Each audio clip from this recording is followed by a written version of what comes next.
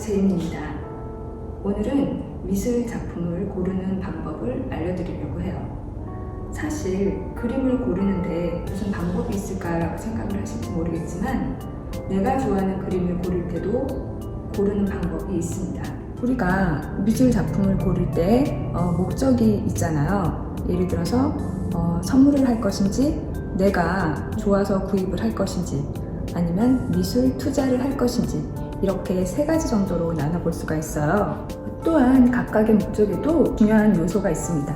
취향과 설치 공간, 그리고 가격대도 무시할 수가 없겠죠. 어쨌든 가장 중요한 요소는 구매 목적입니다. 그래서 오늘 구매 목적에 따른 세 가지의 방법을 알려드리려고 해요. 첫 번째로 선물로 구입하는 경우가 많아졌는데요. 선물용으로 구입하는 그림으로 적당한 것은 풍성한 꽃그림이 좋습니다. 상대방의 취향을 알면은 상대방의 취향대로 그림을 고르면 좋겠지만 그렇지 못할 경우에 꽃그림이 가장 무난한데요. 화사하고 풍성한 꽃그림은 집안에 복을 가져다주고 돈을 불러준다고 예전부터 가장 선호하는 그림 중에 하나입니다. 그리고 그림을 선물 받으면 조금 더 특별한 느낌을 받을 수 있어서 최근에는 그림 선물이 많은 각광을 받고 있어요. 두 번째는 내가 소유하고 싶은 그림입니다.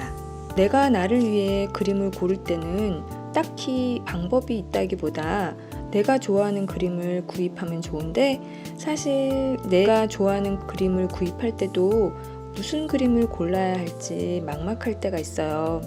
그럴 때는 내 취향을 먼저 생각을 하세요. 그림을 봤을 때 가장 마음이 편하고 위로가 되고 어떤 스타일의 그림이 끌리는지를 알면 좋겠죠. 그런 분야를 이제 장르라고 말할 수 있겠는데요. 추상과 구상, 그리고 풍경과 정물, 인물, 그렇게 나눌 수가 있고, 또 이외에도 현대 작품, 고대 작품 등등 너무나 많은 분야가 있어서 오늘 다 소개해 드릴 순 없고 제가 그런 분야를 다시 정리해서 설명을 드릴게요. 또 생각해야 될 부분이 내 취향이 결정이 되었으면 설치할 공간을 생각해 봐야 되는데요. 컬러나 분위기가 굉장히 좌우할 텐데 이런 것들은 인테리어를 위한 그림 고르는 방법이라고 해서 제가 영상을 다시 만들겠습니다. 세 번째로는 미술 투자, 즉 재테크를 위해 구매하시는 경우에 대해서 조금 자세하게 설명을 드릴게요. 지난 시간에 아트테크가 무슨 말인지 설명해 드렸죠. 아트와 재테크의 합성어라고 말씀을 드렸는데, 이렇게 아트테크를 위해서 작품을 구입하는 분들이 늘어나고 있습니다. 기왕 작품을 구입했는데 이것이 재산 가치가 있다고 생각을 하게 되면 더 구입하고 싶은 마음이 생기겠죠. 내가 좋아하는 그림도 걸고 그것이 나중에는 돈도 되고 그렇게 되는 거겠죠. 새해가 되면서 집을 구매하시거나 이사를 가시거나 하셔서 인테리어를 새로 계획하는 분들이 많으실 텐데, 패브릭이나 가구를 바꿔도 좋지만 그림을 바꿔주는 것은 가장 큰 효과가 나타납니다. 이렇게 그림을 구매할 때 생각해야 될 방법 몇 가지를 알려드리려고 하는데, 기왕이면 재테크에도 도움이 될 수 있는 방법이에요. 첫 번째로 시장에서 검증된 작품을 구매하는 것입니다. 시장에서 검증됐다고 하는 것들은 작가 활동을 활발히 하고 있는 분들의 작품인데요. 신진 작가, 중견 작가, 원로 작가 그렇게 나눌 수가 있는데, 신진 작가는 이제 막 작품을 시작하는 분들이시고, 중견 작가는 어느 정도 그 단계를 거쳐서 꾸준히 작품 활동을 하고 계시는 분들이고, 원로 작가는 오랜 세월 시간과 노력을 투자해서 작가의 길을 끝까지 걸어가시고 있는 분이에요. 여기서 신진 작가의 작품을 구매를 하게 되면 그분들은 언제 그림을 그만둘지 확실하지가 않은 경우가 많아서 사실 좀 위험한 경우가 있는데, 오히려 신진 작가를 잘 선택하면 더 이익을 챙길 수도 있어요. 왜냐면 신진 작가의 작품들은 가격이 저렴하거든요. 중견 작가나 그 그 이상의 작품들은 안정적이기는 하지만 이미 가격이 많이 올라가 있으므로 신진 작가의 작품을 잘 선택하는 것도 좋은 방법입니다. 왜냐하면 그림값이 떨어지는 일은 거의 없기 때문이에요. 그래서 신진 작가들이 꾸준히 노력을 하면 중견 원로 작가가 돼 가면서 값이 올라가게 되어 있습니다.